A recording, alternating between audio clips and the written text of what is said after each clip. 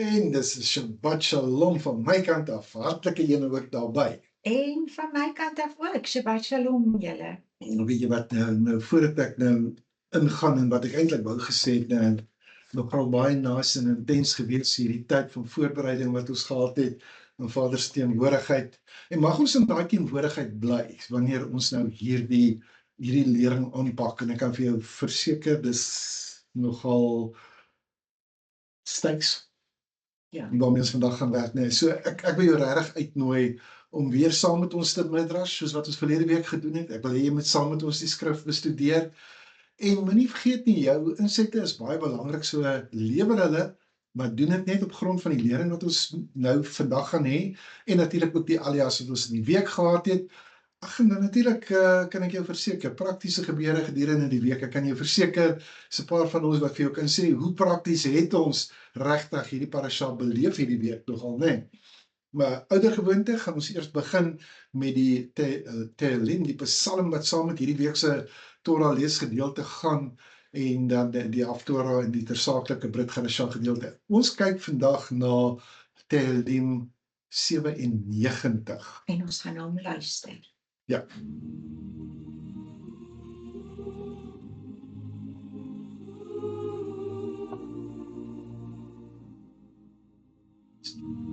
Yahuwah reigns.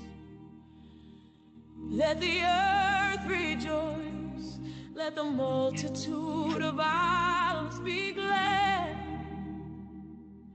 Clouds and darkness surround him. Righteousness and justice are the foundation of his throne. The heavens declare his righteousness, and all the people see his glory. The heavens declare his righteousness, and all the people see his glory. Let all be put to shame who serve carved images, who boast of idols. Worship him, all you mighty ones. The heavens declare his righteousness, and all the people see his glory. The heavens declare his righteousness, and all the people see his glory. Let all be put to shame who serve carved images, who boast of idols. Worship him, all you mighty ones. The heavens declare his righteousness, and all the people see his glory.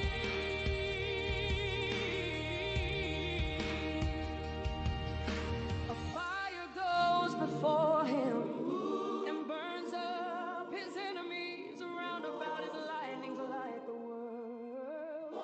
The earth sees and trembles.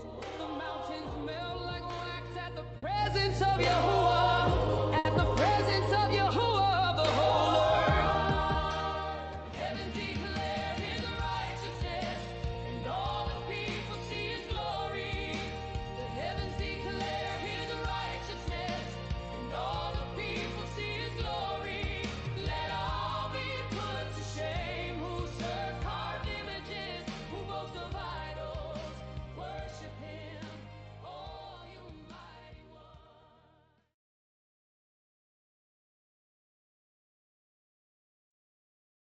Nou, ons gaan nou inspring met parasha Re. Maar ek dink voordat ons dit doen, kom ons kyk eers net na weer die leesgedeeltes, maar ek kan nie help nie, ek wil vir jou net herinner.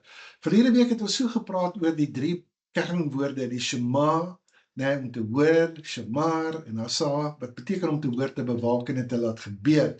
En vandag gaan dit oor om te sien, soos in sien die openbaring. So ons leesgedeeltes, kom ons kyk net gou daarna, is nou net weer die volgende. Devarim of Deuteronomium 11 vers 26 tot hoofstuk 16 vers 17. Uit die Haftara uit is Jesja of Jesaja 54 vers 11, nee, ek jok.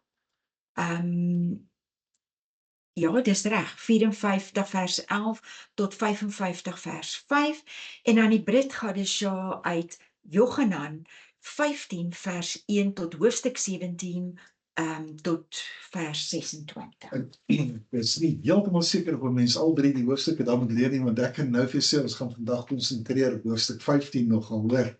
Ja. Nou, goed, om nie weg te spring, wat ek vir jou sê, ons tweekies het die manier om te kyk na 'n program wat hulle noem MasterChef. En partykeer het hulle hierdie eliminasie rondes en die persoon wat die slegste dis gaan opdis word dan nou huis toe te gestuur, jy weet. So, en hierdie ouens word geplaas in wat hulle noem 'n pressure test. En in een van hierdie pressure tests dan moet die ongelukkige 3 wat die laagste op die ranglys is, jy weet, dan moet hulle saam met 'n professionele chef live naboots dit wat hy voorberei. Soos hy nou hoender vat en hy maak dit met 'n slaai en hy weet nie wat dit ook al is nie. Soos wat hy sy stappe doen, so moet hulle al hierdie stappe doen en hulle kry net 10 sekondes nadat hy opgehou is en weet sy dis voorgesit het, dan moet hulle dis ook kan opsit. Net so, hulle moet saam met hom dan nou klaar maak. Nou, wat gebeur met hierdie deelnemers? Hulle moet hulle oog hou op hierdie professionele chef, met die een oog.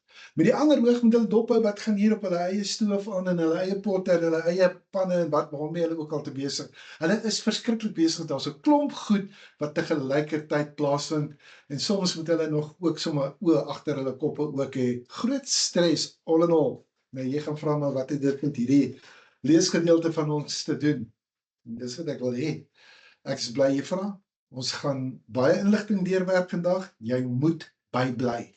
Hierdie wat ek vir jou sê vandag is crucial inligting vir 'n gelowige in Yeshua om te moet verstaan en jy moet dit kan toepas. Baie belangrik. Hierdie het al reeds begin in verlede week se lering. Ek verseker jou gaan wys waar kom dit vandaan.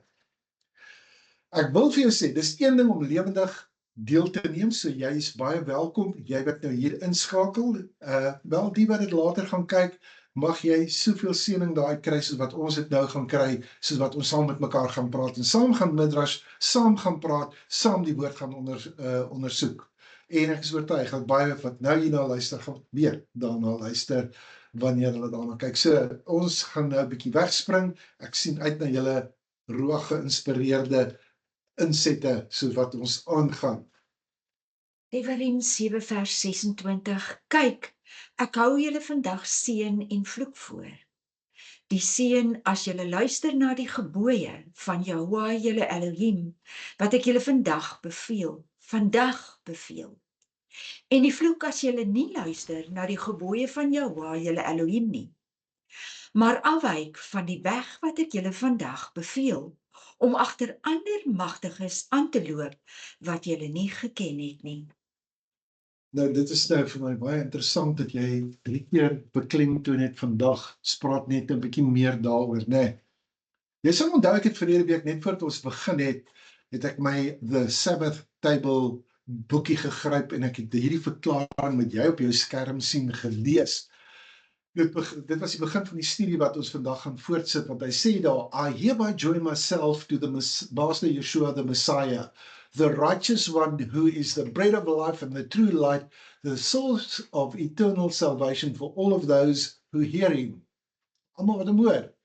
Like a branch that remains in a vine, so may I remain in him, just as he also remains in the Father and the Father in him, in order that they may remain in us. May the grace of the Master Yeshua, the Messiah, the love of Yahweh Elohim, and the fellowship of the Ruach HaKodesh abound to us. So, dit was die begin van hierdie studie, like a branch that remains in a vine, so may we remain in him. Goed, nou, wat jy nou daar sien, moet nie te bekommerd wees daaroor nie, dit was verlede week se leesgedeelte, Maar ek wil net hê, jy moet kyk daarna, dat ons nou nie dit uit die oog uit verloor nie. Dit gaan jou help om die verband tussen dit wat verkeerdelik die Ou en die Nuwe Testament genoem het en die toepassings te sien. Jy moet daarna kan kyk. Jy gaan ook deurgaans 'n gedagte hou dat die volk Israel is Vader se, Jahweh se eersgebore seun. En dat Yeshua die Messias is ook sy eersgebore seun. En ek het vir jou verlede week die met beginsel uitgewys dat wat jy kry daar in Johanan 1 vers 17, dat dit nie die een of die ander is nie, maar dat die idee is, die Torah het via Moshe gekom, genade en waarheid deur die Messias, die een gedagte versterk net die volgende gedagte. Goed, so die Messias wat gekom het is die Elohim van Israel, se seun Yeshua, en hy is nie afgesny van die Torah nie. Inteendeel, hy het gekom om die Torah van sy vader te bevestig. Maak net seker dat julle mikrofone toe is asseblief. Goed, so jy sal sien, daar's 'n vraagteken en daar's baie vrae wat gevra moet word, en jy moet baie vrae vra.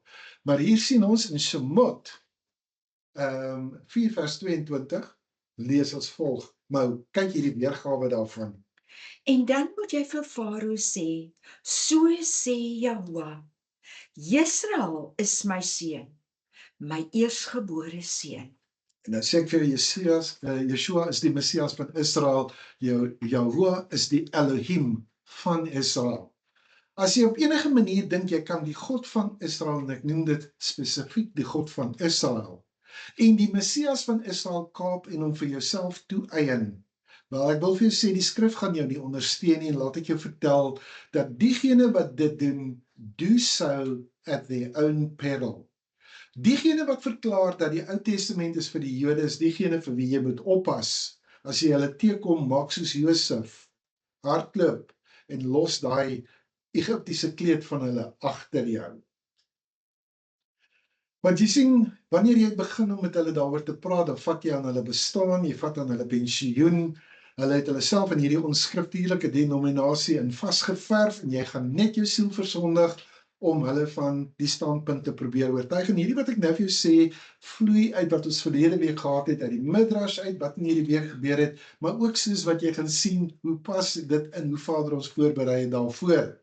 So ek sê weer vir jou, hierdie salwing van hierdie manne wat nou vir jou wil sê dat Israel behoort nou nie meer aan Israel, of Jahweh behoort nou nie meer aan Israel nie, of Yeshua, sy salwing is iets wat vasgeets is op 'n sertifikaat wat hy verwerf het. Ek dink jy behoort dadelik te weet dat jy te doen het met 'n gees van intellektualisme en humanisme, en my raad gaan net wees, bly weg. Nou, ek het nou hierdie ingesit vir jou, en dan gaan ons dit nou begin staaf met die skrif wat kom. Goed, parasha Re'eh, wat gaan beteken die volgende? Ek dink ek het hierso ietsie gemis. Jy gaan sien met die doel om openbaring te ontvang. Nou voordat ek met hierdie hele lys van dinge gaan begin praat oor wat jy moet sien, dan wil ek 'n klompie skriffies vir jou voorhou, en dan kan ons begin om te regtig ernstig dinge met mekaar te bespreek. Jy sal sien, daar sê hy, kyk, Re'eh, ek hou vir jou vandag, Beracha, of party sê Beraka, party sê Beracha, die vloek, die Kelala, hou ek vir jou voor. Dit het Marieke nou vir ons gelees, né? So dis wat hy sê. Hierdie kom uit die boek van Devarim, hoofstuk 11, vers 26. Devarim is die boek van die woorde, davar, né? Devarim is meer as een woord, davar. En die boek van die beloftes, en daar staan dan vir jou, kyk, jy sien, né? Ek lê vandag, hoe kom ek sê, jy het nou 3 keer gesê, vandag. Ek wil hê jy moet vandag sien, ek en jy, ons moet vandag sien. Ek lê vandag 'n seën en 'n vloek aan julle voor. Hierdie eerste inleiding tot die parasha is baie mooi, dit is pragtig. Want dit blyk dat hierdie woord beraka, seën, is nie soos 'n mens dink die presiese teenoorgestelde van die woord wat ons gewoonlik as vloek gaan vertaal nie. Maar wat dink hulle is daai woord. Wat- Wat beteken seën? Seën, Seën beteken materiële, oorvloed ja. en man, my bankrekening loop oor en ek is gesond en ek dit en ek dat. Dit gaan net met my al te goed. maar ons moet nie fout maak nie, want ek gaan dit nou nie ontken dat seën ook dit is Dit nie. is nie. Want Devarim 28 sê vir my, as ek sorgvuldig of noukeurig sal luister en met ywer sal luister na die woord van Jahwe my Elohim, dan sal die volgende seëning in my inhaal en hy sal my verbyvat en ek sal geseënd wees in my skottel en my bak Exactly. en waar my hande vat en oral waar ek gaan. Ek sal dit is dit ook. Nie 'n fout maak nie. Maar ons het dit al van tevore verduidelik en dit is die moeite werd om weer te onthou, want wat jy hier gaan kry, die werkwoord in die Hebreëus is barak. Barak, B-A-R-A-K-H, of ek vermoed is daar C-H. Julle sal Barak. agter en party mense kan nie die sê nie, en party sal praat van Yahweh Elohim, party sal sê Yahweh Elokeinu. En Ja. jy kry dit veral onder sekere van die Joodse groepe praat hulle van Yahweh Elokeinu. Ja. So die werkwoord wat hulle dan hier sal hê is barak. En dit het te doen met inent, insteek en invoeg. Hoor mooi, want ek wil hê jy moet hierdie vasmaak. Toe ons vanmôre deur dit gegaan het, toe moes ons 'n slag weer deur dit gaan, moet ons net seker maak dat ons beklemtoon dit genoeg. Om te sê barak is soos wanneer 'n loot afbuig, of hy word afgebuig, hy's toegegooi, hy's gewortel, hy kry 'n vatplek in die grond. Nou daardie daad van inenting is die prentjie wat baraka vir jou gaan skets, né? As dit die teenoorgestelde was, sou die teenoorgestelde van seën wees om te ontwortel of uitgeruk of afgesny of ontkoppel of uitgesluit, en dit is nie wat dit beteken nie. Goed, want dit is nie dit nie. Maar ek dink jy kan dadelik sien wat het my aandag getrek, want ek kan nou vir jou sê, want dan ek het vir jou gesê, ek het vir jou uit The Sabbath Table boek het ek vir jou gelees, van hoe ons geheg is aan die Messias, hoe ons tot die Messias bygevoeg is, waar hy dan nou die wynstok is, en ek is die loot. En net die volgende dag, toe ek begin om voor te berei vir hierdie gedeelte, is die heel eerste ding wat vir my verduidelik word, maar die seën hier beteken nie seën alleen, soos wat ek dink nie. Dit beteken om in te ent of in te voeg, soos wat ek vir jou daar gegee het, né? En dit is 'n bietjie onbekend aan my gewees. Kyk, ek moenie dink dat Parasha Re is die eerste keer wat ek hom doen nie. Ek doen hom nou al 'n hele klompie jare. Maar nou moet jy ook weet, of mense dit nou glo of nie glo nie, jy weet, ek sit nie en ek dink nie hierdie goed uit in 'n helder oomblik nie. Soos jy altyd sê, met 'n bottel Riesling. Met 'n bottel Riesling hier in die hand en ons probeer nou hierso, nee, dit is glad nie hoe dit werk nie. Ek kyk en luister, ek het self ook rabbies na wie ek luister. As ek sê 'n rabbi, dan praat ek van iemand wat 'n gelowige in Yeshua is, iemand wat dieselfde glo as wat ek glo. Like-mindedness is absoluut belangrik, en almal van julle weet, hierdie bediening, the way Derech HaYashar, ons wil Jew en Gentile met mekaar, wil ons as ware versoen kry. Behalwe dat die Gentiles is wat hulle aanbetref, ons is Gentile, omdat ons al doen ons Torah, maar ons glo die Messias. So ons is Gentiles. Dis een van die uitlegte wat hulle het, maar dis nie heeltemal die waarheid nie. Die feit van die saak is net dit. Ek het ook mense na wie ek gaan kyk, en as ek dan nie seker is nie, soos hierdie wat nou vir my onbekend is, dan gaan kyk ek wat sê hierdie rabbi, of wat sê daardie rabbi, en as dit nodig is, dan sal ek vir my e-pos stuur ook, en vir hom sê, brother, I need help. Verstaan? Want ek is accountable. Ek is nie net accountable teenoor julle nie, ek is accountable teenoor die Vader, ek is accountable teenoor die Messias. Ek het nodig, jy weet, want ons wat leraars is, ons gaan met 'n dubbele maat geoordeel word. Ek kan nie sommer net enige storieetjie vir jou kom voorhou nie, en vir my om vir jou te kom vertel, kyk, ek hou vandag vir jou voor die seën, ek hou vandag vir jou voor die inenting. En onthou nou vat ek hom terug na waar ek begin het nou, so rukkie terug, toe ek begin praat het oor, jy weet, jy staan op die drempel, dit was my interessant die woord wat jy gebring het, wat jy gesê het, wat jy ontvang het, van op die drempel wees weer, dit is so in lyn met wat ons oor praat. Nou sê ek, Ons staan op die drempel, ons kyk terug, maar ons is ook nou hier op die drempel en Vader Jahweh hy sê vir jou, hierdie seun wat ek vir jou gaan gee, ek gaan jou as my seun inent in my land. Dis wat ek met jou gaan doen. Verstaan hoe gaan hierdie inenting plaasvind, dan beteken dit ek en jy moet kyk nou, wat word bedoel met inenting, want ek kan jou verseker, ek het seker hier in die, kom ons sê, hier in die 2000, vroeg 2000, het ek gesit in 'n kerk, en Tokkelok het Romeine 11 aangevat en begin praat oor inenting, en ek kan onthou van daai tyd af wat ek al gewonder, maar hoekom praat die kerk nie oor inenting nie? Waarom, ja, dit het my verbygegaan, maar dit kom van tyd tot tyd terug. En ek kan vir jou verseker, die hele idee van inenting kan ek ook, my go-to is onmiddellik Romeine 11, onmiddellik. Ek sou nou nie in Devarim 11 kom soek het nie. So, nou is ek besig om hierdie inligting wat ek kry te vat, en ek presentes dit ook, nee, maar is dit nie net materieel nie, is 'n seën werklik waar wat ek nou hier lees, en ek kan vir jou sê, dat selfs die wat wat vir jou wil sê, ja, maar jy kan dit nie so eng wil kyk na inenting nie, onthou net, elke Hebreëse woord kan verskeie betekenisse hê, en laat ek jou verseker, Hebreër, 'n goeie Hebreër, 'n goeie Israeliet, 'n goeie Jood, gaan niks weggooi nie, hulle gaan kyk na die hele spektrum van wat daar staan, en dis wat ek en jy ook gaan doen.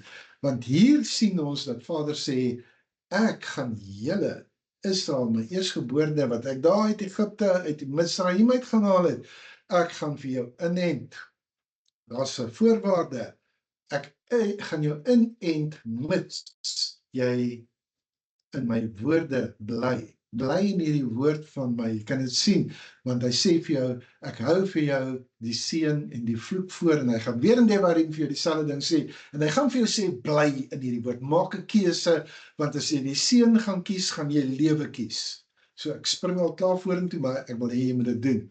So terwyl ek nou so top oor hierdie hele idee van die seën, kry ek weer 'n bevestiging. Karen van ons groep, sy stuur vir my 'n video daaraan oor die braga, en ek weet, Vader wil hierdie ding oopbreek. Hy wil hê ons moet hierdie ding oopbreek, en ons moet hierdie ding verder vat. Nou, ek wil nou heel eerste, soos wat ons aangaan, wil ek net Johanan 15 vir jou voorhou. Né?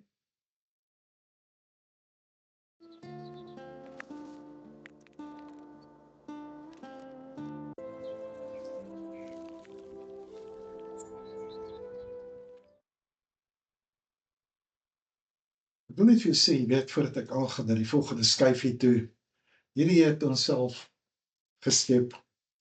Hier het heel wat gedagtes in hierdie konsep ingegaan. Julle kon ook sien, ons het selfs in die musiek het ons gaan skep, sodat hierdie beginsels kan uitkom. Lees vir my Johanan 15. Ek is die ware wynstok, en my Vader, dis nou Yeshua wat in die woord is, en my Vader is die landbouer. Elke loot wat in my nie vrug dra nie, neem hy weg, en elke loot wat vrug dra, dit maak hy skoon, sodat dit meer vrug kan dra. Julle is alreeds rein deur die woord wat ek tot julle gepraat het. Bly in my, soos ek in julle. Net soos die loot geen vrug kan dra van homself, as dit nie in die wynstok bly nie. So julle ook nie, as julle in my nie bly nie. Ek is die wynstok, julle die lote. Wie in my bly en ek in hom, hy dra veel vrug. Want sonder my kan julle niks doen nie. As iemand in my nie bly nie, word hy uitgewerp soos die loot en verdroog, en hulle maak dit bymekaar en gooi dit in die vuur, en dit verbrand. As julle in my bly en my woorde in julle, sal julle vra net wat julle wil hê, en julle sal dit ontvang. Hierin is my Vader verhoog, dat julle veel vrug dra, en julle sal my disippels wees. Soos die Vader my liefgehad het ek julle ook liefgehad. Bly in hierdie liefde van my. Ek gaan nou oorgaan dat jy die res kan lees, maar kan jy sien, dit het alles te doen met inenting, vrug dra, disippels wees, inenting. As julle my gebooie bewaar, sal julle in my liefde bly, net soos ek die gebooie van my Vader bewaar en in sy liefde bly. Dit het ek vir julle gesê, dat my blydskap in julle kan bly en julle blydskap volkome kan word. Dit is my gebod, dat julle mekaar moet lief hê, net soos ek julle lief gehad het. Groter liefde het niemand as dit nie, dat iemand sy lewe vir sy vriende gee. Julle is my vriende, as julle alles doen wat ek julle beveel. Ek noem julle nie meer diensknegte nie, omdat die dienskneg nie weet wat sy meester doen nie. Maar ek het julle vriende genoem, omdat ek alles wat ek van my Vader gehoor het, aan julle bekend gemaak het. Julle het my nie uitverkies nie, maar ek het julle uitverkies en julle aangestel om vrug te gaan dra en dat julle vrug kan bly, sodat wat julle die Vader ook al in my naam vra, hy julle dit kan gee. Dit gebied ek julle, dat julle mekaar moet lief hê. As die wêreld julle haat, moet julle weet dat hy my voor julle gehaat het. As julle van die wêreld was, sou die wêreld sy eiendom lief hê. Maar omdat julle nie van die wêreld is nie, maar ek julle uit die wêreld uitverkies het, daarom haat die wêreld julle. Omdat die woord wat ek vir julle gesê het, 'n dienskneg is. Hy sê onthou die woord wat ek vir julle gesê het. Onthou die woord wat ek vir julle gesê het. 'n Dienskneg is nie groter as sy meester nie. As hulle my vervolg het, sal hulle julle ook vervolg. As hulle my woord bewaar het, sal hulle julle woord ook bewaar. Ek sê die skerm so kyk, as julle daar nog daar, so julle lees ook, julle gaan vervolg word. Dit kan julle sien wat wag vir ons. Maar al hierdie dinge wat hulle dan aan julle doen, ter wille van my naam, omdat hulle hom nie ken wat my gestuur het nie. Wie is dit? Die Vader. As ek nie gekom en met hulle gepraat het nie, sou hulle geen sonde hê nie. Maar nou het hulle geen verskoning vir hul sonde nie. Wie my haat, haat ook my Vader. As ek nie die werke onder hulle gedoen het, wat niemand anders gedoen het nie, sou hulle geen sonde hê nie. Maar nou het hulle dit gesien, en tog het hulle my sowel as my Vader gehaat. Maar die woord wat in hulle Torah geskryf is, moet vervul word. Hulle het my sonder oorsaak gehaat. Maar as die trooster gekom het, wat ek vir julle van die Vader sal stuur, die Gees van die waarheid, wat van die Vader uitgaan, sal hy van my getuig en julle getuig ook, omdat julle van die begin af met my is. Die Gees van die waarheid wat van die Vader uitgaan. Hoorie, hier is heeltemal 'n mond vol. Nee. Ons het al hierdie soveel keer gelees. Ek het dit al seker 100 keer in my lewe gelees, as dit nie meer is nie. Maar ewe skielik het hierdie vir my 'n ander betekenis. Dis so, wel nie, maar dit is die laag op laag onthulling, so wat die Ruach dit doen. En weet net, Ruach HaKodesh het ons gebring by hierdie punt, en dit is juist hoekom ons die trooster het, sodat hy ons hierdie goed kan leer en dit kan oopbreek. Nou ek wil nou net vir 'n oomblik by hierdie idee van inenting by Devarim 11:26 stilstaan. Ek wil jou herinner, dit beteken inent, insteek, invoeg, soos wanneer 'n lood afgebuig, toegegooi of gewortel word, sodat dit vatplek kan kry in die grond. Nou, baie van daai wonderlike Rembrandt skilderye wat julle daar kry, is deur my geskep, so dis nie Rembrandt nie. Nee, maar ek wil net weet, want mense het probeer kyk, jy weet, kan jy hierdie visueel ook uitdruk? Nou, daardie daad van inenting is die prentjie wat die woord berakah vir ons skilder. Want inenting is wat Jehovah met die ware olyfboom gaan doen hier. Hulle moet deel van hom wees. Hy wil hê dat hulle moet weet dat die Vader Jahweh is die landbouer. Hy is die een wat snoei, hy sny, hy sorg dat die wynstok versorg is. Jy hoor, wie is die ware wynstok? Hy sorg dat die wynstok versorg is.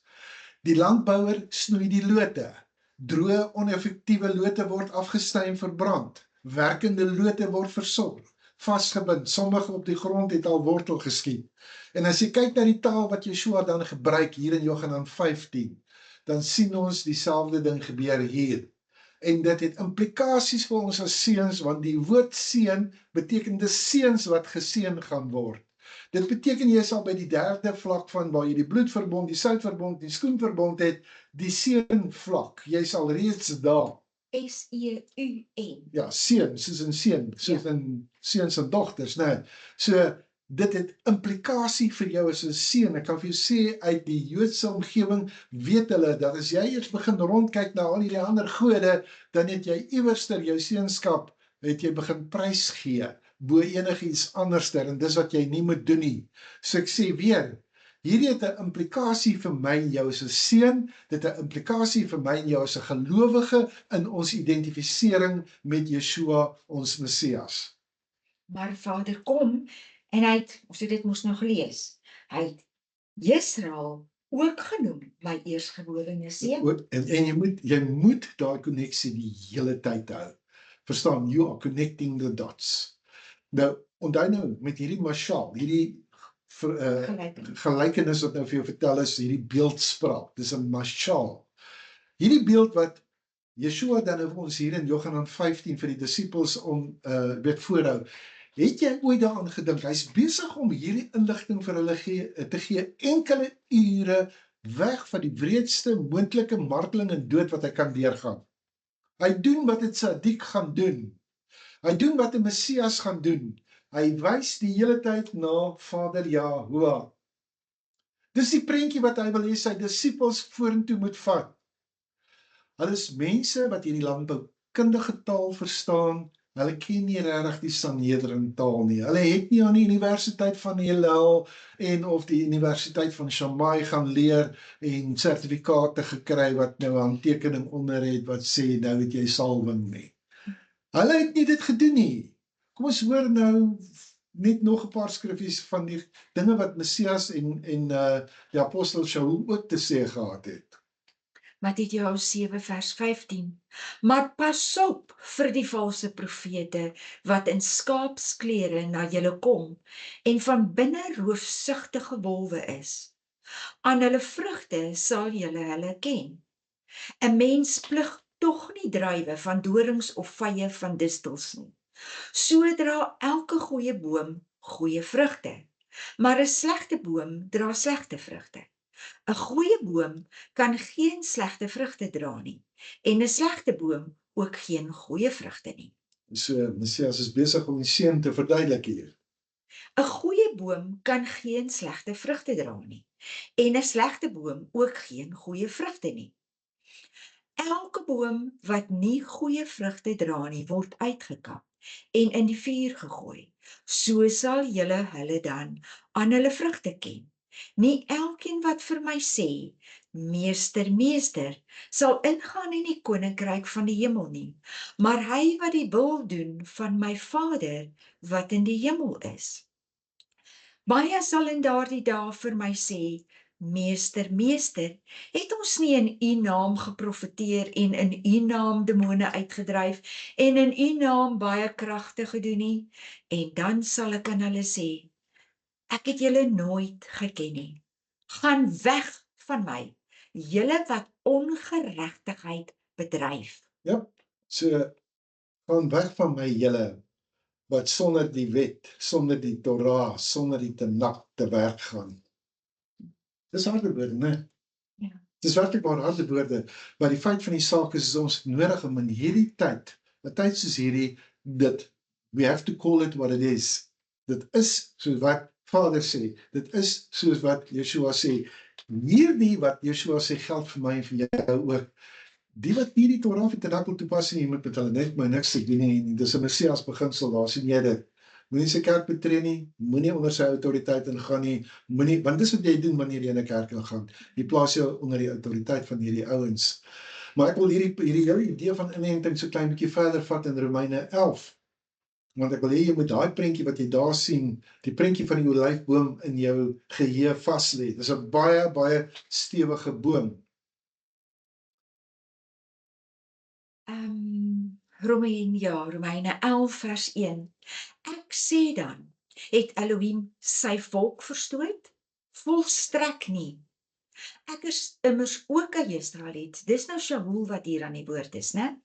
Ek is immers ook 'n Israeliet uit die nageslag van Abraham, van die stam Benjamin. Elohim het sy volk, wat hy van tevore geken het, nie verstoot nie. Of weet jy nie wat die skrif sê in die geskiedenis van Eliyahu nie? Dis nou Elia. Hoe hy Elohim aanspreek oor Israel en sê, Nou, daai woord volk wat jy daar 2 keer kry, is die Strongs 2992 laws, wat beteken 'n volk of 'n nasie of mense met dieselfde taal. Goed, kom ons gaan na die 3de vers toe hiervan. Jahwe, u profete het hulle gedood en u altare afgebreek, en ek het alleen oorgebly. Ook staan hulle my na die lewe. Maak nie sin nie. Maar wat sê die goddelike antwoord vir hom? Ek het vir myself nog 7000 manne oorgelaat, wat die knie voor die beeld van Baal nie gebuig het nie. Eintlik wat hier gebeur is, dis Shaul wat vir Eliyahu, die profeet Elia, aanhaal.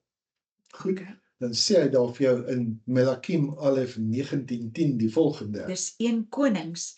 Eliyahu het gesê, ek het my met groot ywer beywer vir Jahwe, die Elohim van die leerskare. Die Israeliete het immers u verbond verlaat, u altare afgebreek en u profete met die swaard gedood. Ek alleen het oorgebly, en hulle staan my na die lewe om dit om my te ontneem. En dan Melakim 19 vers 18 sê, maar ek sal 7000 in Israel laat oorbly, almal wat die knie nie voor Baal gebuig het nie, en almal wie se mond hom nie geseën of gesoen het nie. Ja, jy sien, jy's in hierdie parasha Re, word daar weer vir jou vertel, waarom het jy hierdie afgode wat nie oë het, wat oë het wat nie kan sien nie, en lippe het wat nie kan praat nie, en ore het wat nie kan hoor nie.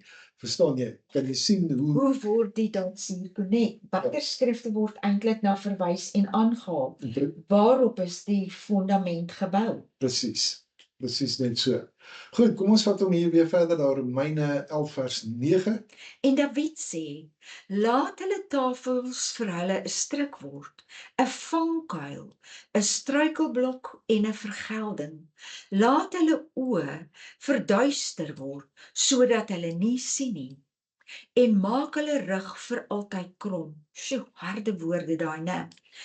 Ek sê dan, het hulle miskien gestruikel met die bedoeling dat hulle sou val?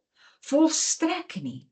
Maar deur hulle val, het die saligheid tot die heidene gekom, om hulle, dis nou die Israeliete, tot jaloersheid te verwek. Nie om hulle te vermoor nie, ja. Yes. En dan sê Tehillim 69 vers 23, laat hulle tafel voor hulle 'n stryk word, en vir hulle gaste 'n vangnet. Weereens 'n aanhaling, né, uit die Tanakh uit.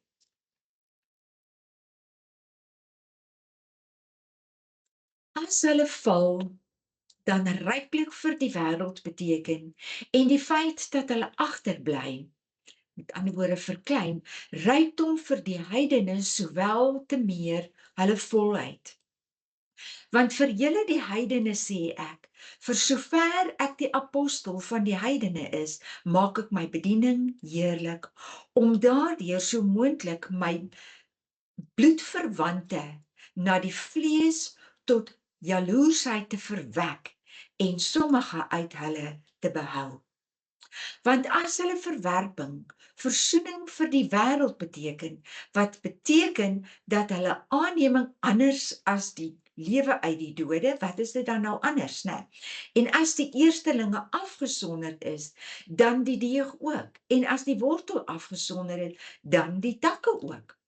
As sommige van die takke dan afgebreek is, en jy, wat 'n wilde olyf is, in hulle plek ingeënt is, en met die mededeelgenoot geword het aan die wortel en die vettigheid van die olyfboom, beroem jou dan nie teenoor die takke nie.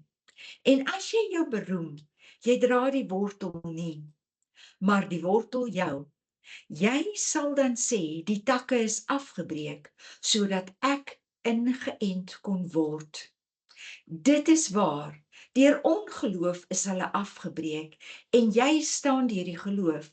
Moenie verwaand wees nie, maar vrees.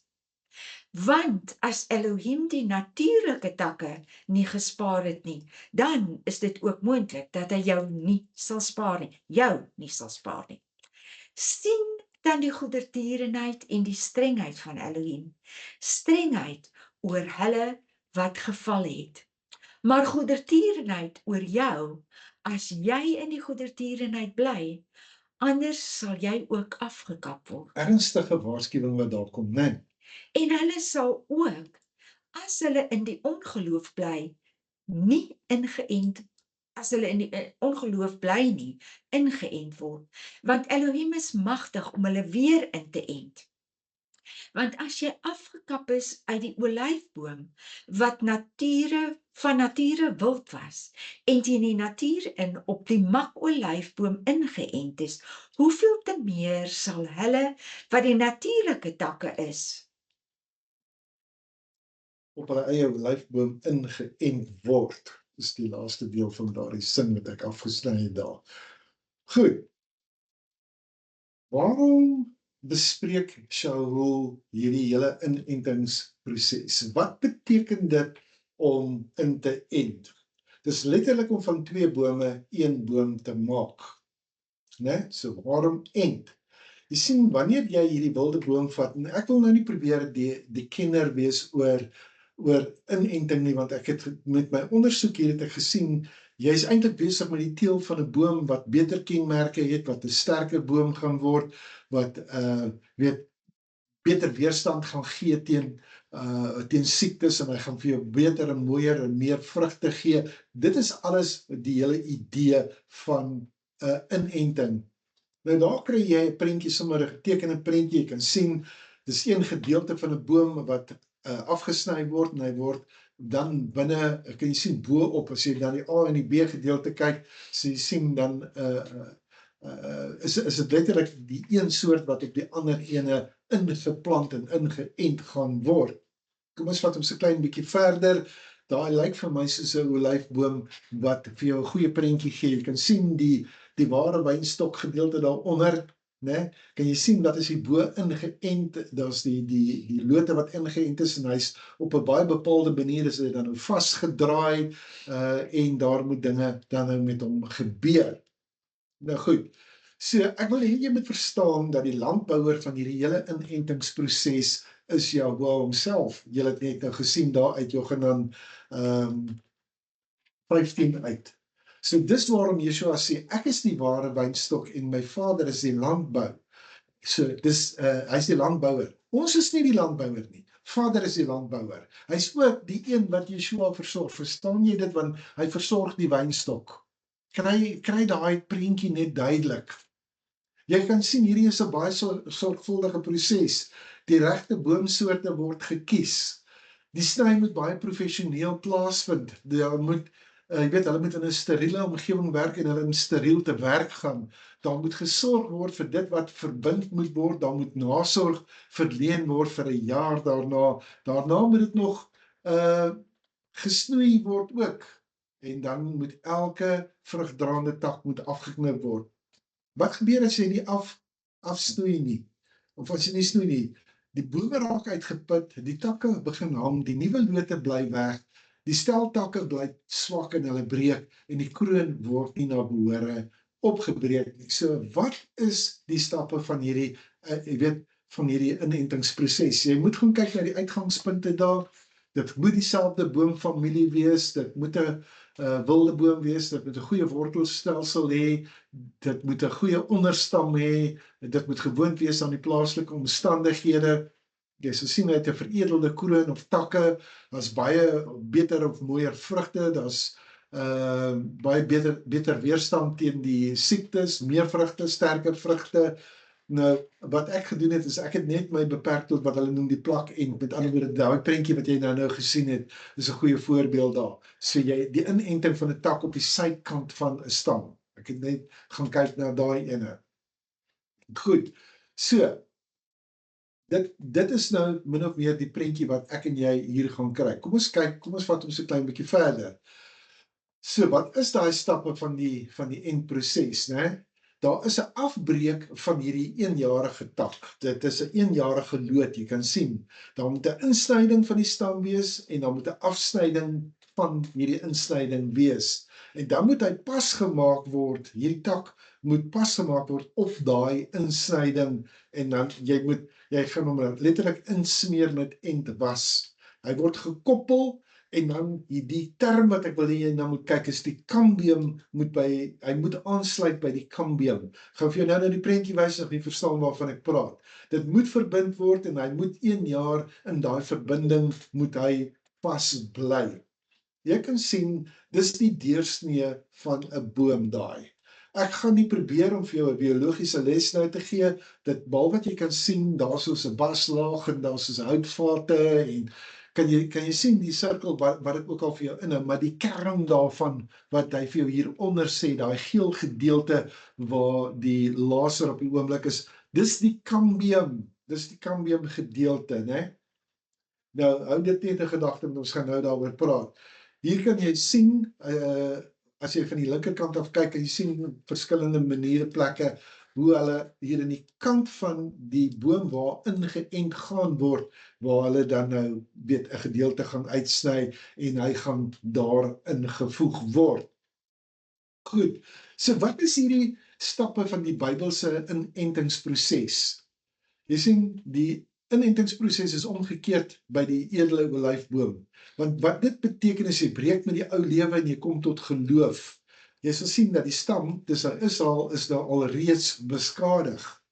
Daar is afgebreekte takke by Israel, maar die gelowige wat inkom by Israel, by die olyfboom moet aanpas. Nou, die vraag wat ek wil vra, is dit wat nou moet gebeur, wanneer jy ingeënt word al vir jou in Handelinge 15 gesê, jy moet net daai ou 4 goedjies doen, of sê hy vir jou, jy moet na die sinagoge gaan, sodat jy kan leer om behoorlik ingeënt te word? Dis presies wat moet gebeur. Inenting is juist die wilde olyf, jy moet aan Israel gekoppel word. Dit beteken, as jy aan Israel gekoppel word, gaan jy aan die Messias van Israel gekoppel word. Al twee, Israel, eersgeborene van Yeshua, eersgeborene van Jahweh, jy word in hulle ingeënt.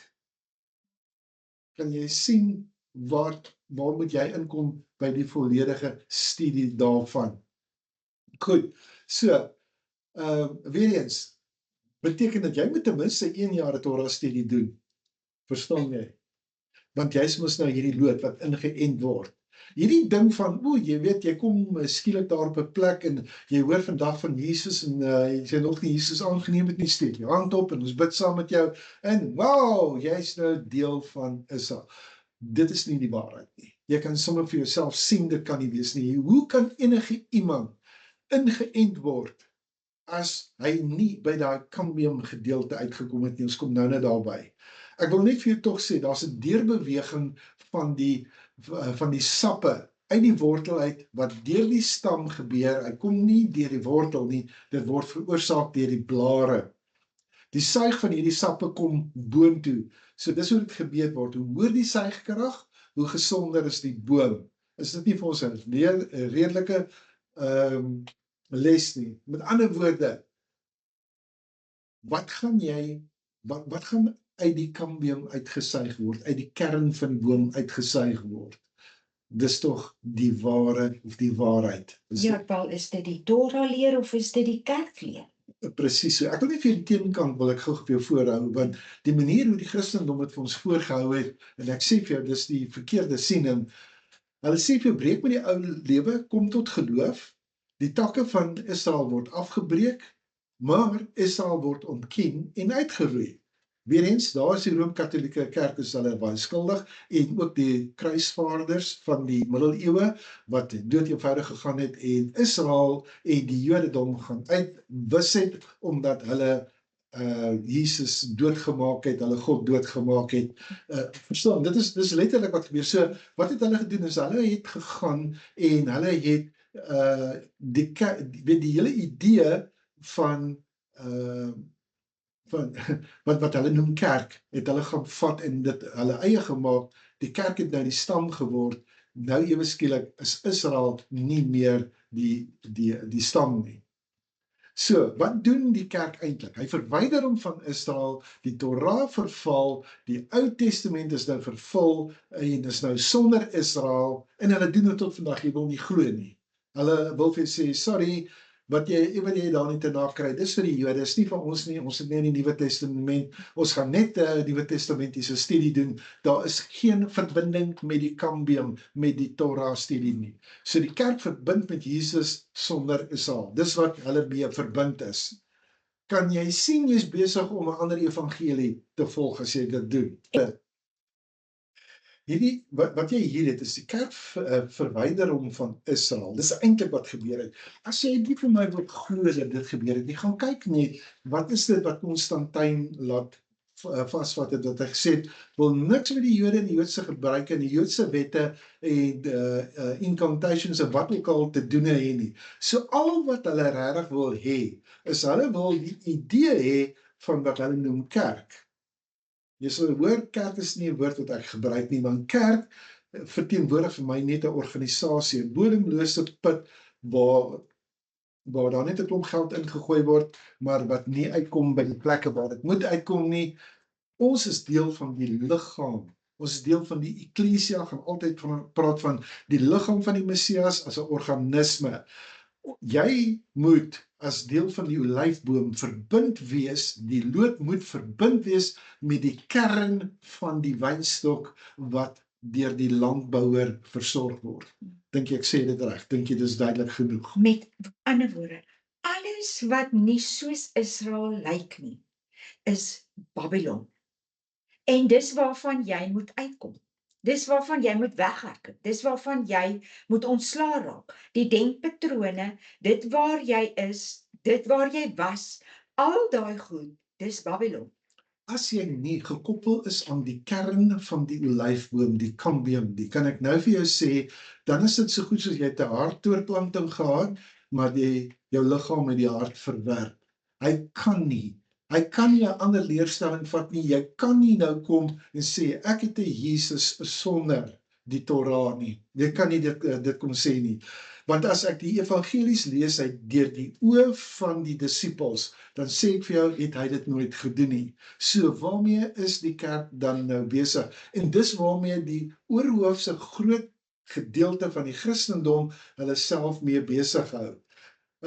So ek wil vir jou sê, wat Paulus hiervan praat, is hy maak hierdie beroep, dat jy wat uit die nasies uitkom, dat jy ingeënt word by die ware olyfboom, dat jy deel vorm en bly van die ware olyfboom, en dan sal Sagaria, dink ek, praat ook van die twee olyfbome, dan sal jy sien, dat jy, nou kan die Vader aan jou aandag gee, want jy toegelaat dat hy jou inent in sy Messias en in sy volk in. En dit is, ek hoop jy kan nou sien hoekom ons sê, dit help nie net om die naam Yeshua te gebruik nie.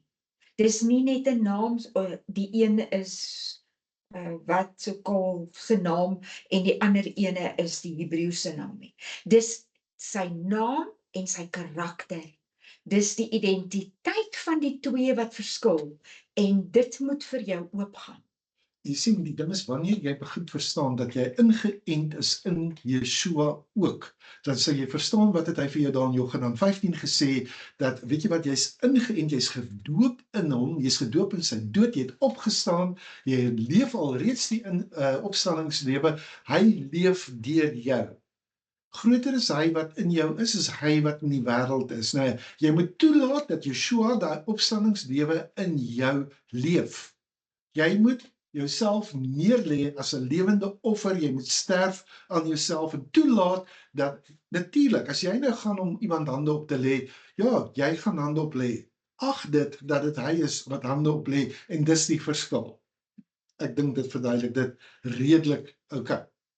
Want ek wil nie hê, broeders, dat julle onkundig moet wees oor hierdie verborgenheid nie, sodat julle nie eie wys sou wees nie, het my man self ingevoeg, naamlik dat daar ten dele verharding oor Israel gekom het, totdat die volheid van die heidene ingekom het. En so sal die hele Israel gered word, soos daar geskrywe staan, die verlosser sal uit Sion kom, en sal die goddeloosheid van Jakob afwend. En dit is die verbond van my met hulle, wanneer ek hulle sonde sal wegneem. Hulle is wel, wat die evangelie betref, vyande ter wille van u, maar want die uitverkiesing betref, geliefdes, ter wille van die vaders, want die genadegawes en die roeping van Elohim is onberoulik. Want soos ook jy vroeër aan Elohim ongehoorsaam was, maar nou ontferming ontvang het deur hulle ongehoorsaamheid, so het hulle ook nou ongehoorsaam geword, sodat ook hulle deur die ontferming wat aan jou bewys is, ontferming sou ontvang. Want Elohim het hulle almal in ongehoorsaamheid opgesluit om vir almal barmhartig te kan wees. Nou, ek gaan net so 'n opsomming doen van wat ons nou net van gepraat het. So jy kan sien, daar's die afbreek van die eenjarige tak, jy breek met die ou lewe, jy word daar's 'n insnyding wat plaasvind, daar's 'n invoeging wat plaasvind, daar's daai koppeling, die cambium moet aansluit, met ander woorde Torah onderhouding is deel geheel en al van hierdie stelsel, dat hy moet verbind word, hy moet vir 'n jaar lank verbind bly en versorg bly, en jy moet toelaat dat Vader die snoeiwerk en die versorgingswerk kan doen. So ons moet vir onsself gaan sê, wat 'n wonderlike landbouer is ons Abba, is ons Vader. En vir die vraag wat ek wou vra, sou die pasmaak wat deur middel van daai snyding gebeur iets te doen hê met die besnydenis? Dit is nogal 'n nuwe studie hierdie, né? Ja, so totaal 'n nuwe studie daai, want as jy kom by die besnydenis, dan wil almal al klaar die boeke toemaak en harte. Dan is ons net geestelik. Ja, kom ons maak klaar met Romeine 11. O diepte van rykdom, sowel van wysheid as van kennis van Elohim, hoe ondeurgrondelik is sy oordeele en onnaspeurlik sy weë. Want wie het die gedagtes van Jahua geken? Of wie was sy raadsman? Of wie het eers iets aan hom gegee, dat dit aan hom vergeld moet word? Want uit hom en deur hom en tot hom is alle dinge. Aan hom, dit is Jahua, die heerlikheid tot in ewigheid. Amen.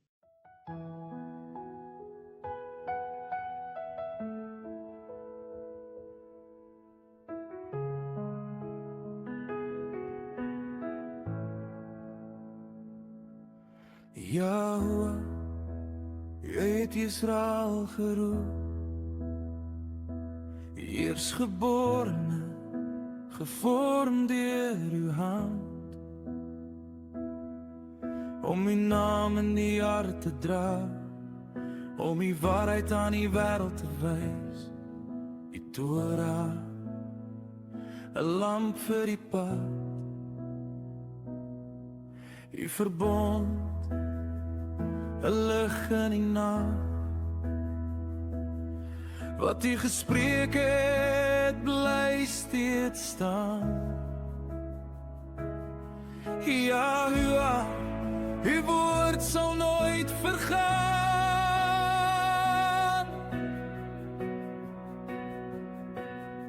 Yahuwah, Ilah oor Israel. Yahuwah, Ilah in Yeshua. In waarheid en roeping Torah en Gees, wys ons na U. Yahuwah, ons sing U naam. U liefde roep die wêreld duis, die waarheid breek deur elke nag. Die lewe is in U.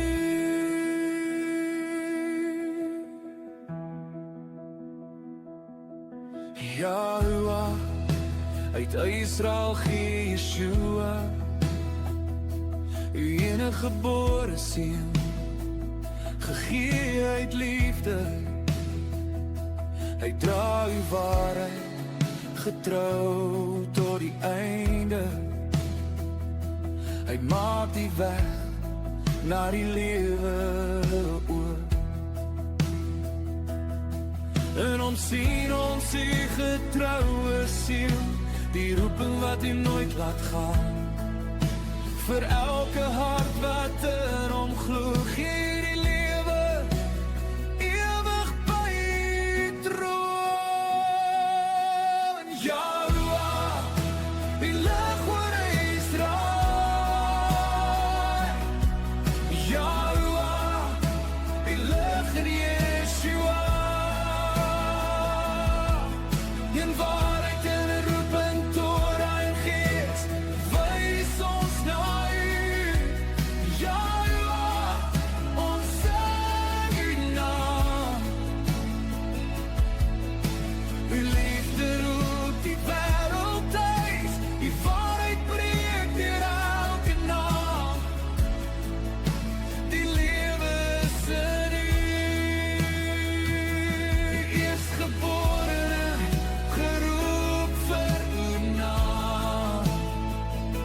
U enige gebore siel, gegee vir die wêreld. Israel se roeping, Yeshua se lig. Onskeidbaar in U ewige plan. U waarheid in Torah, U waarheid deur die gloed. Een lig vir die nasies, een weg na U vrede.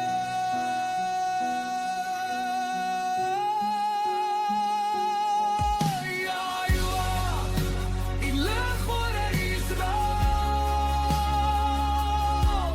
Yahuwah, Ilah in Yeshua. In waarheid en roeping Torah en Gees, wys ons na U.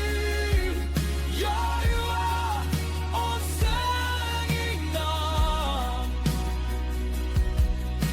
U liefde roep die wêreld duis, U waarheid breek deur elke nag.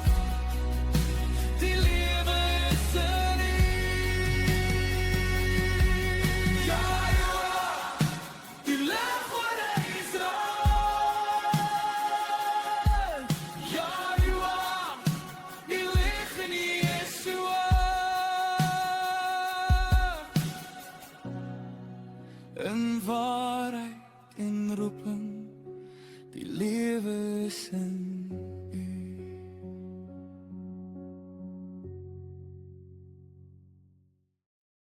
Goed, ons gaan 'n bietjie voort. Ons het nou die punt gemaak om te kyk na die inenting. Ek hoop dit is baie duidelik. En wat ek net nou wil kyk, as deel van die Johanan 15 gedeelte en die inenting en wat van ons verwag word, is om te kyk hoe jy tot Yeshua moet nader en hoe jy dit moet doen. Ek weet, wat is dit vir my en vir jou wat ons moet doen om deel te kan wees van Israel? En die antwoord lê daarin deur behoorlike inenting in Yeshua. Hierdie skrifgie het opgekom, en ek dink jy moet dit verduidelik gou-gou. Ek worstel met hierdie kwessie dat 'n mens probeer vir mense verduidelik wie Yeshua werklik is en die feit dat daar 'n vals een is en 'n ware Messias is. En tot ek hierdie week het die Ruach my herinner, maar daar's 'n skrif in die boekrol van Henok, hoofstuk 62 vers 7. Want van die begin af was die seun van die mens verborge, en die hoogste El het hom bewaar voor die aangesig van sy krag, en het hom aan die uitverkorenes openbaar. En hierdie is ook 'n verwysing van 'n buiteboek, die Odes van Salomo, Ja. hoofstuk 19. Daar word dit ook aangehaal. Maar kyk wat sê Matteus 23 vers 7. En die begroetings op die markte en om deur die mense genoem te word, raf, raf. Is dit wat ek lees? Ja, Is ek reg? ek sal vir dit Maar julle laat jou nie raf noem nie, want een is julle leermeester en julle is almal broers. Daai raf is nou vertaal as raf, maar dis eintlik rabbi, né? Ja, want Rav is praat van 'n rabbi sonder die shmita. Met ander woorde die mag om hande op te lê. En Yeshua is 'n rabbi want hy met ontzag het hy gepreek. Hy was 'n rabbi gewees. So goed, ek wil gou-gou kyk nou. As jy wil kyk wat is die vereistes om 'n rabbi te volg, en spesifiek Yeshua, Rabbi Yeshua, sal 'n mens uiteraard moet begin leef soos 'n seun van Israel. Ek hoop daai val nou op jou oor. Jy moet begin leef soos 'n seun van Israel. As iemand nie in hierdie roeping is nie, hy het dit nie, hy het ook nie die verpligting dan om dit op te neem nie. Hy sou 'n rol aanvaar wat nie aan hom behoort nie. My punt is net dit. As jy begin om die rol te aanvaar om Yeshua te volg, dit het niks te doen met die toegang tot die wêreld na die dood of met aanneemlikheid in die oë van die Skepper nie. Kom ek gee vir jou 'n voorbeeld. Die Kohen Hagedol, die hoëpriester, hy moes bepaalde dinge doen wat aan hom alleen beveel is om te doen en wat die res van die volk nie nodig gehad het om te doen nie. So het hy dan ook vir ons gesê, julle moet afgesonderd wees, 'n volk wat hulle aan diens toewy. En iemand wat hom aan daardie diens toewys, hy moet na 'n besondere skool toe gaan. Net soos ons nie almal onderwysers kan wees nie, moet daar leerlinge en onderwysers wees. Dit wat die onderwyser leer, is nie presies dieselfde as wat die leerling gaan leer. Ek hoop ek maak dit duidelik. So is dit ook met Israel. Israel het nodig om sekere goed te doen, die ander nasies het nie nodig om dit te doen nie. Dit is so. Nou, hoe gaan ek myself verbind met my rabbi? Hoe gaan ek myself koppel of myself vereenselwig met my rabbi? Nie bloot net omdat ek hom bewonder nie, hy is die groot man, hy het die geskiedenis gevorm, hy is 'n belangrike mens nie. Nee, ek wil met hom vereenselwig omdat ek wil wees soos wat hy is. Ek wil soos hy wees omdat hierdie erfenis op my rus. Ek is een van Israel en as deel van Israel wil ek 'n lig vir die ander mense wees. Yeshua het gesê ek is die lig van die wêreld, julle moet dit ook wees. So ons weet dat die Mashiach het gekom en hy is nou op hierdie punt en stadium is hy liggaamlik afwesig. Onthou net die engele het vir die disippels gesê soos wat hy gegaan het en hy het liggaamlik gegaan, so sal hy terugkeer. Goed. So hy is liggaamlik afwesig van ons in hierdie wêreld. En daarom moet die antwoord wees dat die enigste manier om met hom verbind te wees, gaan wees deur sy disippels. Met ander woorde, hy het Vader se beeld in hom het hy oorgedra aan die disippels wat weer gaan en disippels gaan maak wat weer gaan en disippels gaan maak en soos wat die Messias geleef het, soos wat die rabbi geleef het, sy woorde, sy manier van 'n ding doen, so het hulle geleef, so het hulle ding gedoen. Gee 'n voorbeeld. Almal ken die Jairus se dogtertjie verhaal waar Yeshua gesê het Talita Kumi en sy het uit die dood uit opgestaan. Gaan lees net Handelinge 9 dan jy sien hier kom Petrus, Kefa, kom hy by Dorcas en hy sê vir haar Tabitha, staan op, en hy, kan jy sien hoe presies het hy dan nou dieselfde aksie gedoen as wat Yeshua gedoen het. Dit is om te leef soos wat die rabbi dit gedoen het. Nee, so mense wat leef soos wat die rabbi geleef het, mense wat leef soos Yeshua, sodat ons baie duidelik dit verander kan maak, maar wie is Yeshua? As ek gaan optree soos 'n mini Yeshua, dan gaan anders sien wie is hy. So daar's praktiese goed wat van my en jou verwag word. So ons volg ander disippels se voorbeeld, sodat ons disippels kan word, om weer op die ou einde disipelmakers te kan word, wat Yeshua vir hulle tentoonstel kan uitbeeld.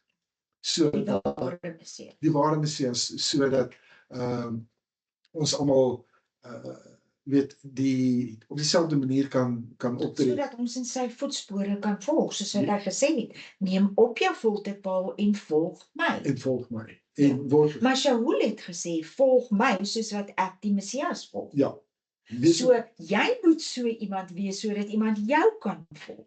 En dit is hoekom, mense neem ons kwaadlik en dink dit is uit hoogmoed, as ons dit sê.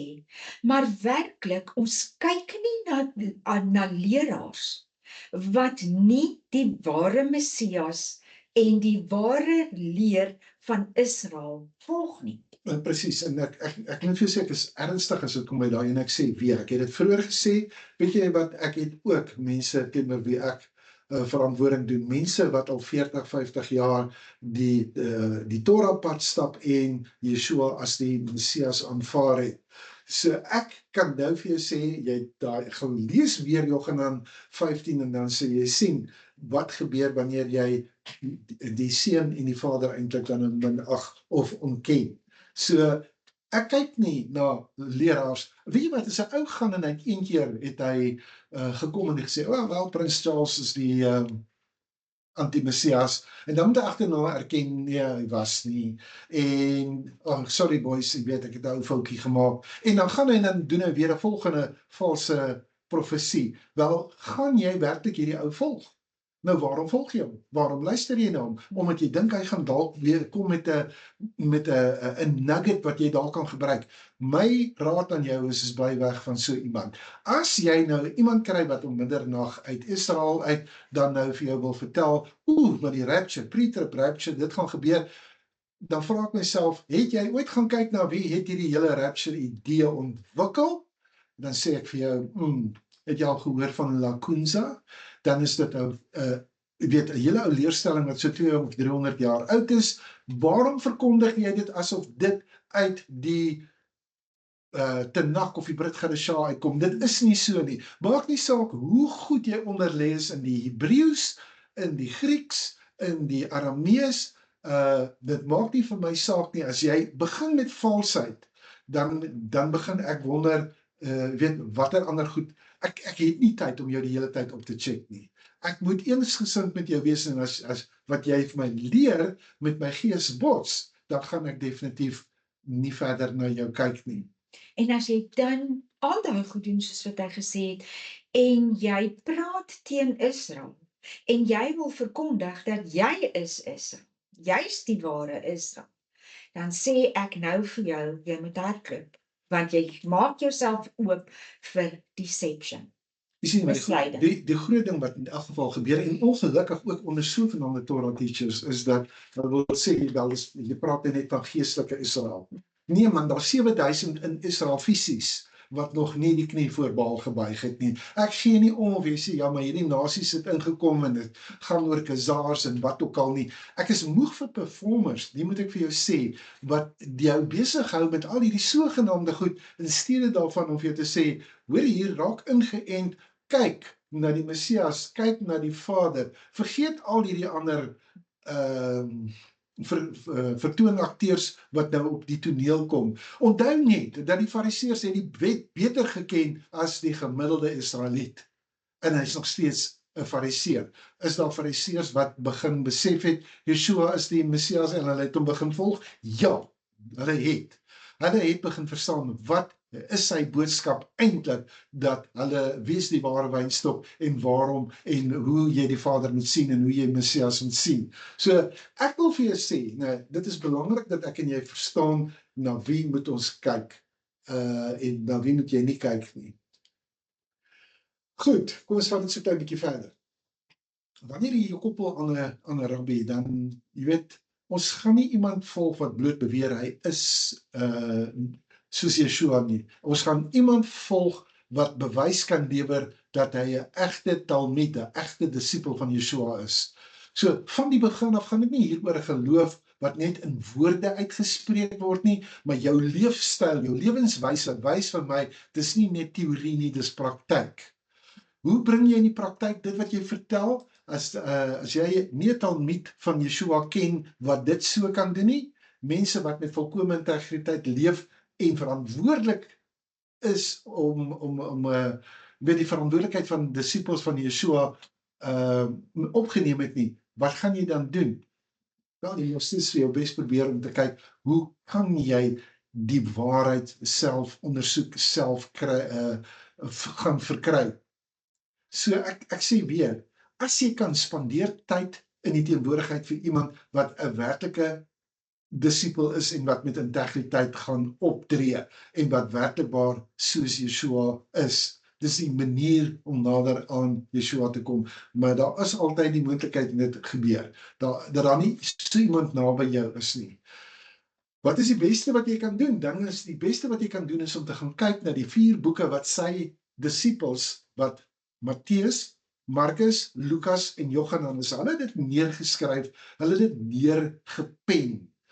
Hoe hulle dit gesien het, hoe hulle dit ervaar het. So mense wat nou vir my wil kom sê, ja, maar Yeshua het nie dit gesê in Markus nie, want hy sê dit in Lukas anderste. Luister, die disipels het in hulle Joodse belewenis van die eerste eeu, het hulle hierdie Messias, het hulle geleer ken, ervaar, en wat hulle onthou het, jare nadat hy reeds opgevaar het, het hulle neergepen. Maar dit is goeie dokumente om na te gaan en te gaan kyk en toe te laat dat Ruach HaKodesh jou kan leer wie is die Messias, sodat jy die Messias tentoon kan stel, dat jy dan ook die sienlike beeld van die onsienlike Jahoua kan wees.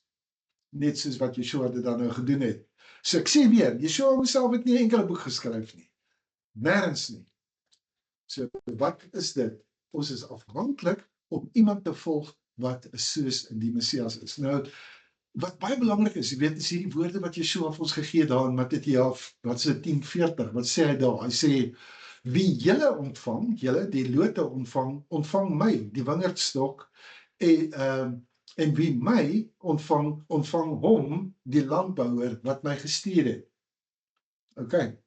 So ek sien die res van die skrif is 'n bietjie afgesny daar, maar die belangrike ding is kan jy sien dat die lote sien toe dat Yeshua ontvang word. Ek en jy as die lote moet toesien dat Yeshua ontvang word, sodat Vader ook ontvang kan word. Maak dit vir jou sin? Goed.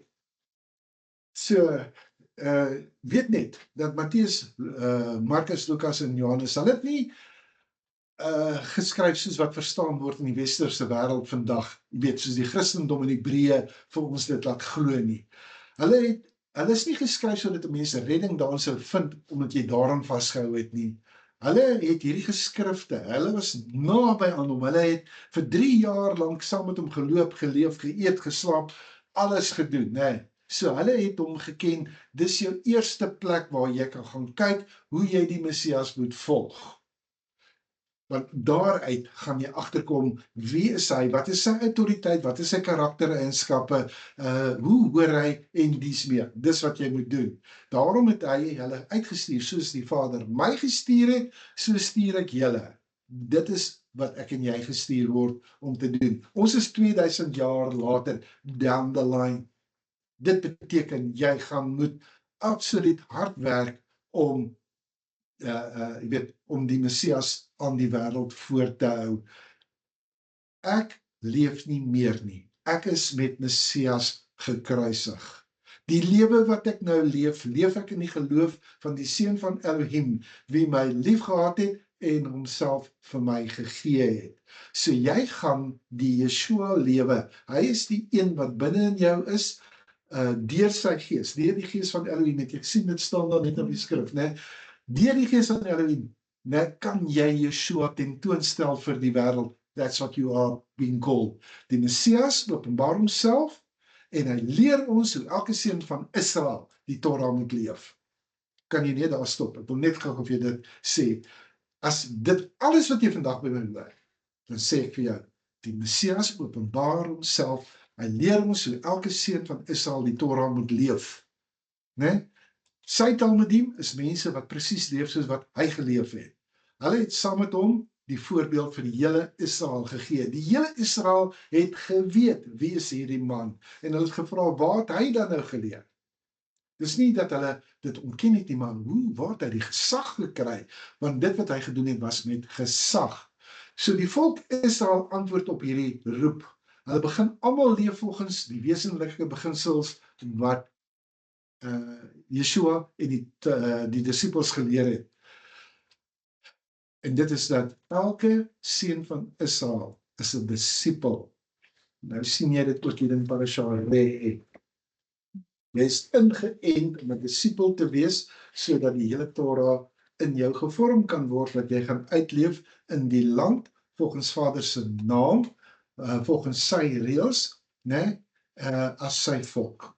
Dis wat gaan gebeur. Goed, so dis die orde. Die wêreld word deur die Messias geseën by wyse van die volk Israel. Goed, maak dit sin. So nie by wyse van Rome, of van die kerk, of van die wêreld nie.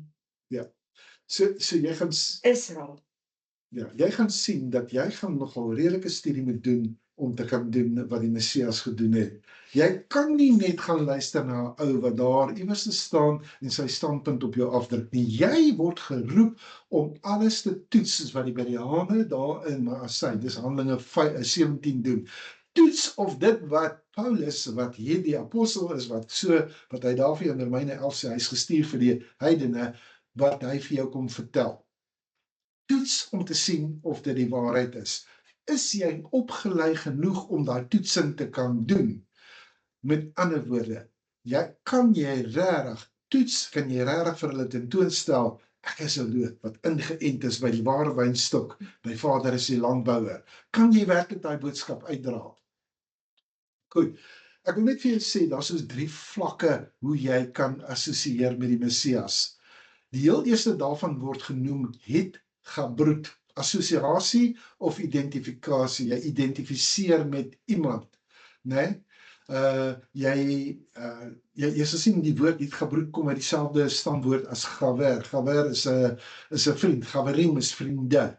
Né? Sê vir my wie jou vriende is. So ek sê vir jou, daai soort van assosiasie sê, ek stem met jou saam op jou uitkyk op die lewe, daarom is ek jou vriend. Onthou jy het in Johannes 15 gesê, ek noem julle vriende.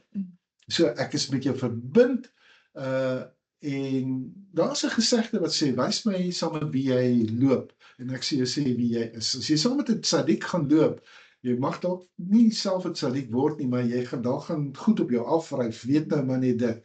So dit is baie belangrik. Goed. Nou, jy sal sien, hier is nie alleenlik net tot die disippels gerig nie, wanneer Yeshua hierdie goeters praat nie. Daar's tye wat hy praat, hy het soveel keer sy woorde gerig tot die leiers van die volk. Weet jy hoe mense besef, dat toe hy die vyeboom vervloek het, is dit eintlik 'n manier gewees om te kommunikeer met die leiers van die volk van Israel, met die Fariseërs en die Sadduseërs en al daai. Hy wat Yeshua sê op 'n kol, julle assosieer nie met my nie. Julle hoor, as julle regtig geweet het waaroor dit gaan, sê jy geweet het Moses praat oor my. Hoeveel keer sê hy dit nie? Hy sê, wie nie met my is nie, is teen my. Wie nie saam met my bymekaar maak nie, hulle verstrooi. Hy praat van sy eie mense, Israeliete. Lees nie die konteks, hy praat nie met sy studente nie, hy praat met die leiers van die volk, hy praat met Am Yisrael. Die punt is dat as 'n mens jou vereenselwig met Yeshua, want hy is die hoop van die volk, né? Dit is wat jy moet doen, jy moet nie neutraal bly nie. Ek wil gou gaan na die tweede vlak waar jy met hom kan identifiseer, en dit is wat hulle noem Devekut. Nou, ek wil net vir jou sê, as jy nou gaan na Re toe, en jy gaan na Devarim 13 toe, dan sê hy vir jou, daar's 7 dinge wat 'n profeet moet doen. En een van hulle is om jou te leer om Jahoua, jou Elohim, aan te kleef. Onthou jy Yeshua daar in Nasaret, daar het hy met die openbaring gekom het, die gees van Jahoua is op my, hy het my gestuur, of hy het my gesalf en hy het my gestuur om dit, né? Dan sê hy, 'n profeet word nie in sy eie land geëer nie. Maar hy is by uitstek een wat jou leer om Jahoua, jou Elohim, aan te kleef. Dis die woord Devekut. So, dit beteken om aan dieselfde beginsels en idees vas te kleef. Iemand kan sê, ek is nie vir jou, maar ek kan jou nie as 'n voltydse talmid volg nie. Nou, dit is miskien geldig, maar die woord Devekut kom uit die Torah uit. Dit leer jou om Jahoua te volg, om hom aan te kleef of vas te kleef aan hom. Ons word nooit soos Jahoua nie, maar tog sê die apostel Shaul in Efesiërs 5:1, wees 'n nabootse van Jahoua Elohim. Met ander woorde, sorg dat jy behoorlik met hom geassosieer is.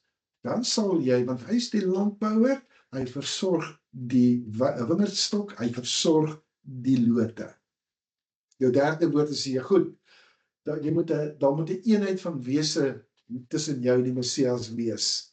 Daar's 'n verbintenis, 'n assosiasie van 'n aard, daar's 'n innerlike, man, dit is amper asof jy een liggaam is. Weet die hele idee van die liggaam van die Messias, Paulus is die een wat dit bekend maak. Het jy agtergekom, nie een van die disippels het ooit daarvan gepraat nie, dis Paulus wat daarvan praat. Hy gebruik daai beeld, daai metafoor om vir ons te laat verstaan, ons is almal in eenheid, 'n deel van die Messias, ons vorm een liggaam. Nee? So, by Devekut, die vorige ene, is die, daar's hierdie 2 partye wat verenig is, maar jy goed neem daai skeiding weg. Ek en jy is een met die Messias. So wanneer beteken nie, ons is die Messias nie, ons is in doel, plan, visie. Een met hom, net soos een met hom. Dit is wat eenheid beteken, dit is wat toe Yeshua ook gesê het in Johanan, wat het, ek weet nie waar Johanan sê, ek en die Vader is een. Dan het hy nie bedoel, ek en die Vader is een en dieselfde wese nie. Ons is een in visie, plan en doel. Ja, so ek en Vader is verenig in, jy weet, in sy plan. In sy plan, ja. Ja, dis werklik waar so.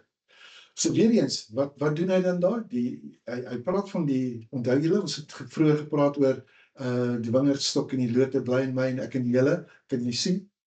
Dis wat hy vir jou sê, is bly in my, hou aan om van my kambium te trek, hou aan, want ek is, ek trek uit die waarheid van die Vader uit, bly in my. Jy bestaan sodat jy vrug kan dra. As jy nie gaan vrug dra nie, gaan jy afgesny en weggegooi word. So, maar hy wil vir jou wys hoe werk daai verbintenis wat ek net van praat.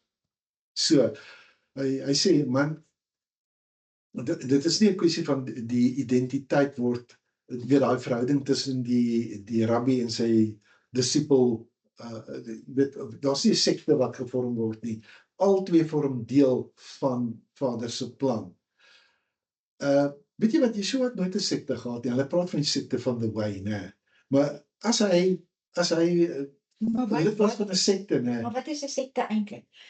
Vir ons is dit gesê asof dit 'n vloekwoord is, maar sekte beteken eintlik toegewyd, eenkant gesit vir waarheid. Ja, en hy het so ingetree vir sy disippels dat toe die soldate kom om hom in hegtenis te neem, toe vra hy vir hulle, laat hierdie manne van my, laat hulle gaan, hier's ek, neem my.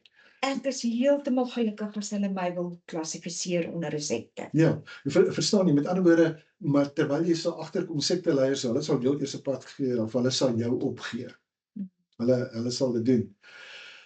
Weer eens, né, moet jy ook dan kyk na die vrug wat jy moet hê. En daai vrug is die vrug van die roog. Dit word genoem, jou kenmerk is die medot, en die medot is die liefde, die vreugde, die shalom, die geduld, die gesed. Gaan lees daar Galasiërs 5 vers 22, 24 daarom, dan sal jy presies sien wat is die vrug wat ek en jy moet uitleef, sodat ons die beeld van die Messias kan oordra. Dat En- mense kan sien, ons is behoorlik ingeënt. Maar dit is goed dat ek nou sien hier dat jy sê nie teen die Torah nie, maar vir die Torah. Dit is 'n vrug van die Gees. Presies, maar dit is wat Esegiel al baie tyd geprofeteer het, né? Vir jou 'n nuwe gees gee en gaan vir die toelaat dat die roog, né, jou so beïnvloed dat jy my Torah sal uitleef. So jy's nie teen die Torah nie, jy's vir die Torah. Ek het dit verlede week uit Evriem 8 uit ook vir jou aangehaal. So jy iemand het die roog. Nie aan sy woorde nie, aan sy karakter, aan daai medot wat jy daar sien. Dit lyk soos egte liefde, toewyding, vreugde, shalom. Dis wat dit is. Né? So jy moet ook onthou daar's 'n woord wat jy van moet kennis neem en dis anava, né? Jy moenie jouself afkraak nie. Jy moet jouself na waarde ag en jy moet jou naaste se waarde ook erken sodat jy kan verstaan dat jy hierdie liggaam kan bou. Ek sê weer, hierdie gees werk nie teen die Torah nie. Dis is wat Esegiel vir ons daar sê. Ons gaan afsluit waar ons begin het, né? Emuna is geloof, is dade. Né? Yeshua het vir ons gesê, daar's geen student wat groter is as sy leermeester nie. Dis genoeg vir my en vir jou om te wil wees soos wat hy is. En toe herinner dit my dat Johannes skryf dat Yeshua gesê het, groter dinge as wat hy gedoen het, sal ons doen. Dit het niks te doen daarmee nie. Hy is die eerstgeborene, hy is die wynstok, ken jou plek daar waar hy is. Goed, so weet net, ons het 'n beginsel, die Kol Israel Arabim Zeh Bazeh, wat vir jou sê, ons moet leef in hierdie gemeenskappe en ons is vir mekaar verantwoordelik. Dit is hoekom wanneer ons by mekaar kom met een 'n psalm, een het 'n woord ensovoorts. Ons het nodig om mekaar intern te bedien en ons het nodig om in gemeenskappe by mekaar te kom en die dinge te doen. Jy weet, dit is my jammer dat ons nie op Shabbat kan by mekaar kom nie. Is my wonderlik dat ons wel op Sukkot by mekaar kan kom, want ons moet waar ons kan by mekaar kom en mekaar versterk en dan moet ons daai boodskap vat uit buite toe en die beeld van die Messias gaan uitdra soos wat hy sy Vader se beeld uitgedra het in daai eerste eeu. Goed. Nou, ek dink ek wil maar eintlik soort van afsluit. Ek wil net so opsomming doen. Ons het gepraat oor parasha Re'eh. So, jy het die klem daarop gelê. Kies vandag die seën. Nie eendag nie. Ek wil hê jy moet dit vandag kies. As jy 'n call to action soek, daar so sê, kies jy vandag. Sien jy vandag. Nou. Vader, hou vandag die seën in die vloek voor jou. Dis reeds 'n keuse wat daar staan. Al wat jy hoef te doen is om te sê, ek kies die seën. En ek gaan vir jou vra, voordat jy gaan slaap vanaand, skryf jy net 2 reëls neer wat vir jou gaan sê, hoorie, maar hier is 'n gewoonte wat ek moet breek. Wat is die gebod wat ek gaan bewaak? Sit dit daar waar jy dit kan, neem net doelbewuste aksies om te doen dit wat jy vandag gehoor het, om te verklaar, ek is ten volle ingeënt by Israel, ek is ten volle ingeënt by die Messias. Die tweede ding wat ek jou gaan vra is bly in hom. Jy kan nie van jouself voed nie, trek van die Messias, bly gebind aan hom. Moenie toelaat dat jy die een is wat afgesny en weggegooi word nie. Bly in die woord, tel elke dag die manna op. Vat woord, bid, doen dit, bietjie vir 7 dae mekaar en kyk waar kom jy. Laat toe dat Vader jou snoei. Die landbouer snoei nie om seer te maak nie.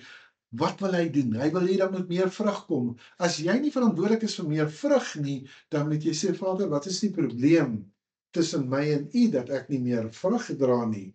Wat doen ek nie wat ek kan doen? En help my om by dit uit te kom, want ek wil doen wat Messias Yeshua gesê het, ek wil meer vrug dra. Ek wil dieper beweeg, ek wil in die Hitgabrut, in die Debekut, in die Jeglut, ek wil naby Messias wees, ek wil vereenselwig wees met hom, ek wil een wees met hom. Nee? Want dan net eenheid is niks te doen met 'n gevoel, met 'n emosie nie. Dit is, hier is ek verklaar dat ek een is met die Messias, en ek beweeg so. Wees daai talmied, moet nie net 'n toehoorder of 'n fan wees nie. Nee? Beweeg in geloof. Maak 'n besluit dat hierdie week gaan ek in geloof beweeg, want ek is ingeënt.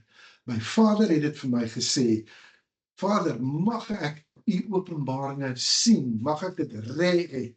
Ek weet, ek het Ruach HaKodesh nodig om te kan Shema, Shamar, Asa, en ook om u openbarings te kan ontvang.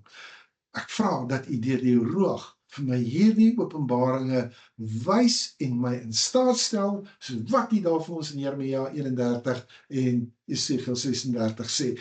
U het beloof, u gaan my in staat stel. Hier is ek meld aan om in staat gestel te kan word. My vrou het gegaan en sy het vir my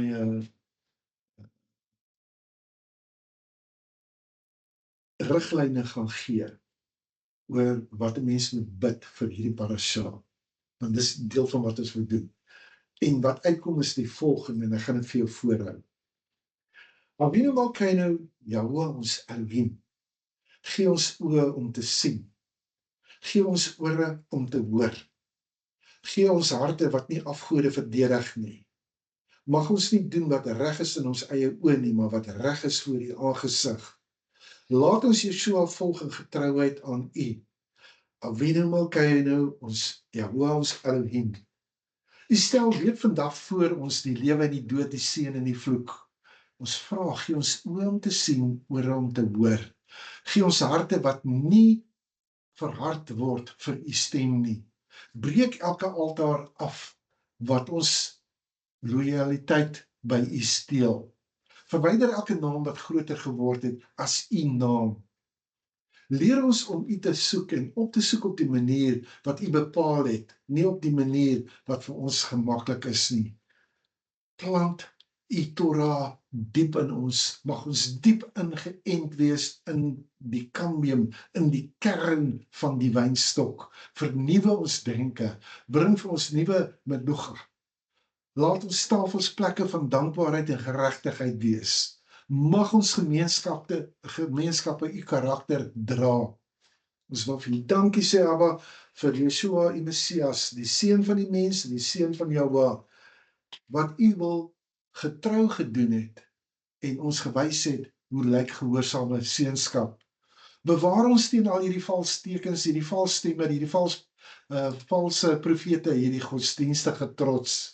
Laat ons alles toets en laat ons in alles vashou wat waar en goed is. Mag u aangesig oor ons skyn. Mag u ons in Shalom vestig. Mag die dag kom wanneer u Torah inderdaad uit Sion uitgaan en die nasies u weer leer. En ons bid dit in die naam, die autoriteit, die gesag en die karakter van Yeshua, ons Messias, by wie ons ingeënt is. Amen.